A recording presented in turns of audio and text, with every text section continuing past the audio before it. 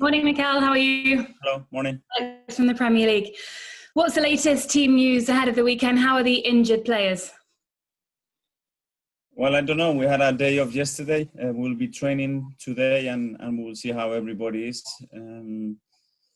I think Dani Ceballos will be training with the squad in the next 2 days. Pablo Mari probably as well. Obviously, Martin Odegaard will be joining us as well. And for the rest, we have to see how Kieran is. And I think that's it. And we know Aubameyang missed Tuesday's game because his mother's unwell. Are you expecting him to return at the weekend?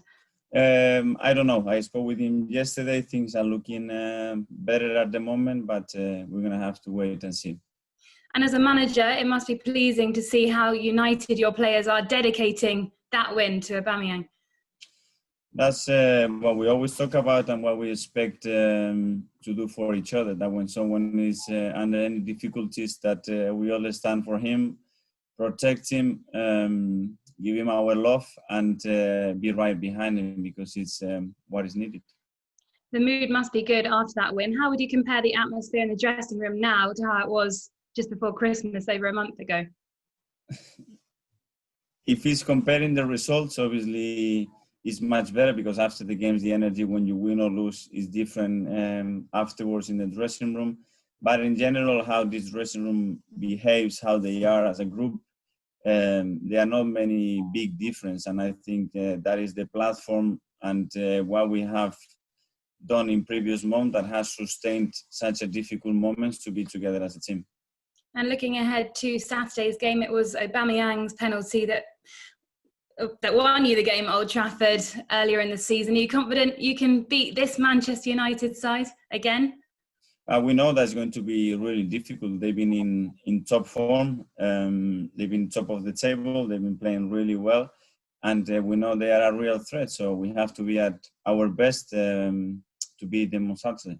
As it stands, just 5 points off the top four. Do you have one eye on the table or are you just focused on keeping this good run, good momentum going? Exactly. Keep the momentum going, the run going, being very humble and understanding there are a lot of things that we have to improve, that there is so much that we have to do to catch up with many other teams still and go game by game and let's see what we get. And you mentioned Martin Odegaard. You must be looking forward to your first training session with him today, wearing Mesut Ozil's number 11 shirt. What are you expecting from him? What can he add to this squad? Well, it's a player that we followed for some time, and we believe that he's got some special qualities that we need, that we have been missing, and now we have to give him a little bit of time. He hasn't played that many minutes in Madrid, but he's been training hard, and he looks so excited as we are to have another big talent at our club. Can we expect him to start at the weekend? That's a little bit early to decide. Let's see how he goes in training, and we will see him, don't worry. And how's Matty Ryan settling in? He was a leader in that Brighton dressing room. Are you expecting him to be a leader in that Arsenal dressing room as well? Yeah, he settled really quickly. I was really impressed when I talked to him. Really focused, really engaged with what we want to do. Very professional guy, and he's coming here to compete with Alex and with Ben, and that's the mentality and the desire that we want for any player that joins our club. I know you're good friends with Tim Cahill. Tim Cahill's good friends with Matty Ryan. Did you speak to Tim before Matty arrived? I did speak to him, obviously, because I always like to have information with players, with coaches that I've spent time with them, and I got a really positive feedback from Tim as well as other people. And obviously, when you have reliable sources, you feel much more confidence to make any decision. The first Roger. Sorry, okay. Let's move on, Alex. Thank you. Thank you. Roger from Sky.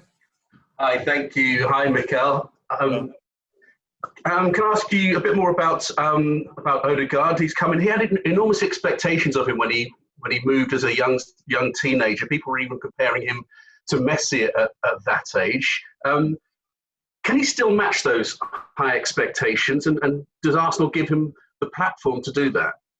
I wouldn't. My suggestion is we don't even get close to that name that you just mentioned, because you have. It's a lost battle, in my opinion.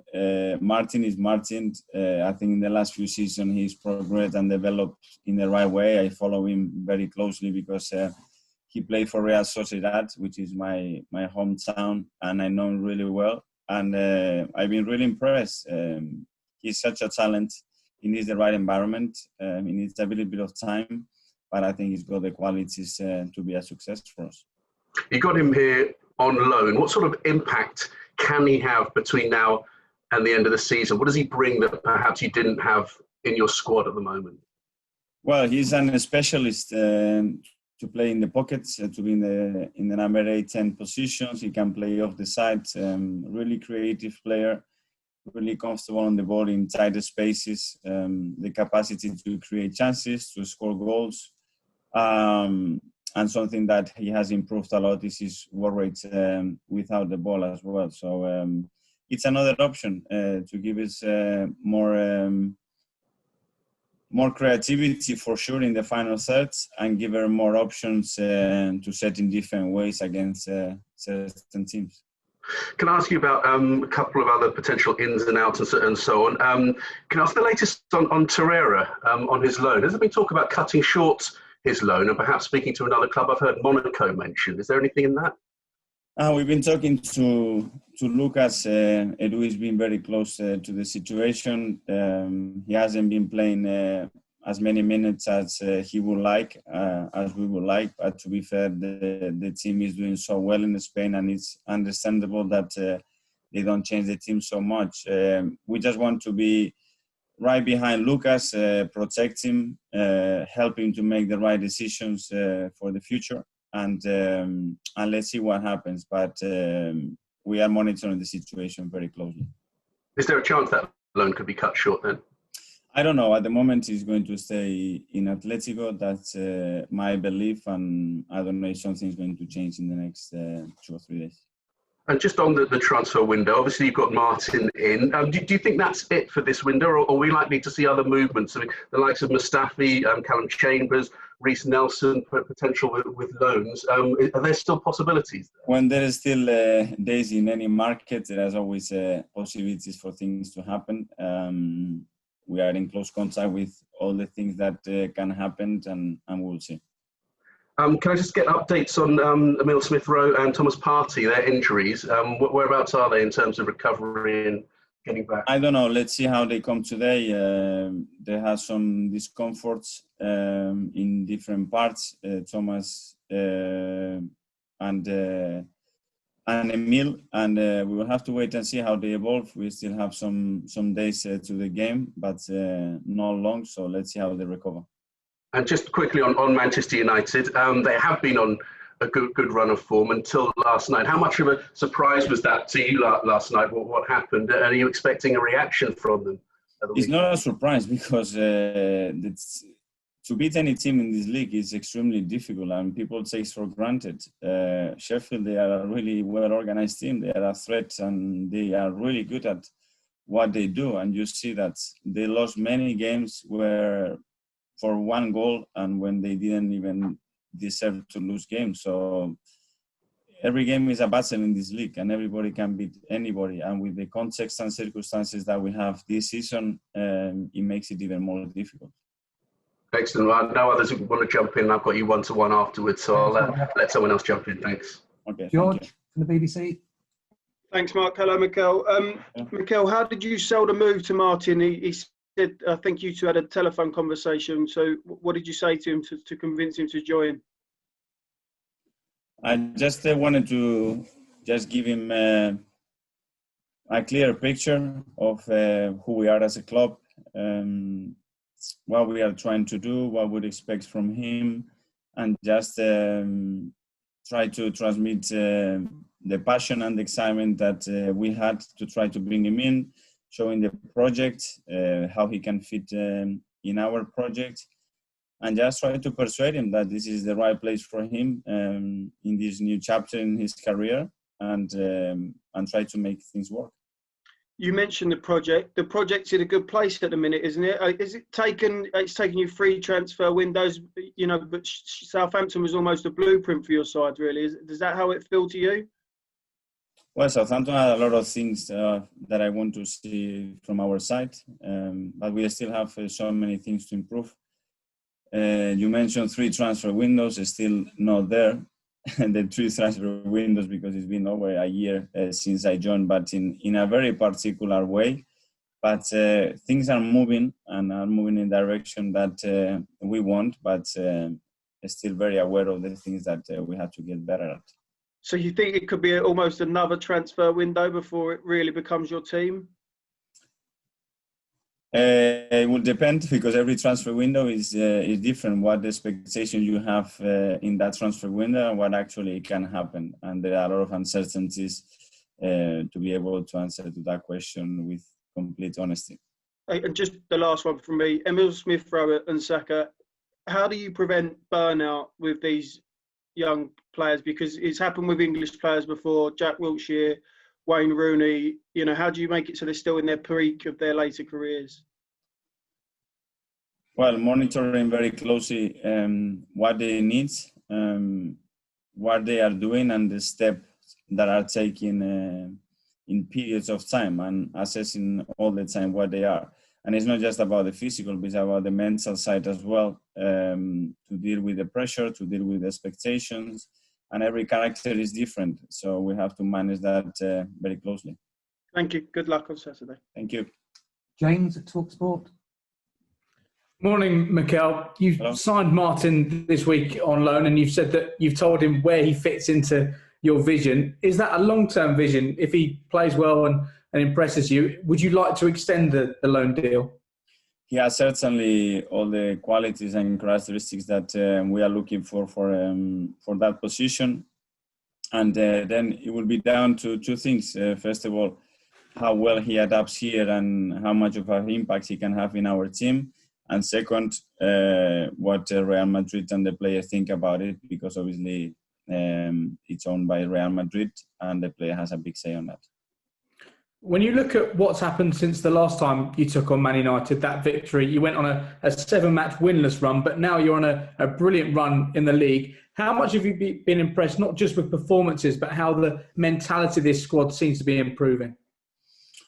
Yes, I'm really impressed with the resilience that we have shown as a team, and who we have been through those difficult moments. I think that's really important. You really see the people, the players, the characters, and the values of a club when things are not going well. When things go well, it's easy. Everybody wants to be in the front page and smile to it.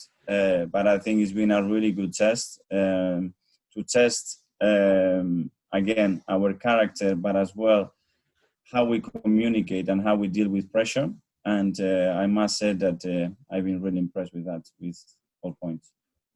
Arsenal haven't lost to Man United in over 2 years now. Does that give you confidence heading into this game, or is it a different Manchester United side from the one we've seen over the last couple of years? Well, I think every game is completely different. They have the capacity and the quality to beat any side in the world. We know that we're going to have to be at our best. The demands of these games are going to be huge. We need to be better than what we were on Tuesday again to beat them, and that's the way we're going to prepare. And just finally from me, Mikel, Pierre's got a brilliant record against Manchester United, scoring in 3 of his last 4 matches against them. How desperate are you to get him back in the side if he is right and he feels ready? Yes, he's our captain and one of the most important players. We are doing everything we can to have him as quick as possible, but understanding that he's been through a difficult days, that he had to support his family, and we were here to support him as well with the time that he needed to get that sorted. Thank you. Thanks. Mark from PA. Morning, Mikel. Hello. Just double checking with Aubameyang. Did he have to go abroad, or has he stayed in the UK? He had to support his family, and he had to be with them. So there might there be issues around quarantine and things like that, or? I don't know what will happen. One of the questions that came through a second ago, you made 12 changes over the 2 Southampton games, but Reiss Nelson didn't make either squad. So do you expect that he will leave on loan in the coming days? That's conversation we are having with the players, that they are not having a lot of game time, that obviously we want to keep the development going, and we will make decisions in the next 3 days. With some of them, what's the best thing to do.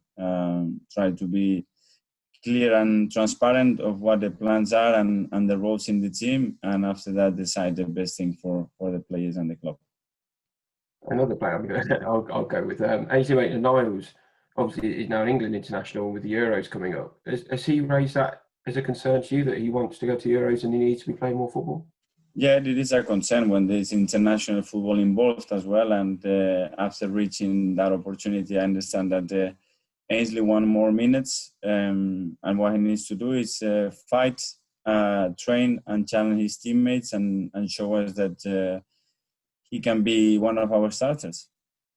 I just find it as well, there were conflicting reports the other day about Squadron Mustafi. Will he go the same way as Ozil and Socrates and you cancel his contract, or do you expect him to stay until the summer? Again, it's another situation at the moment that that is opening, that we are having conversation internally and with player and agent, and we will see what's the right solution for this one as well. You expect him to stay? Because obviously you've already seen Socrates. We are monitoring the situation. I cannot say much more than that. We have conversations going, and we'll see what's the best one at the end of the transfer window.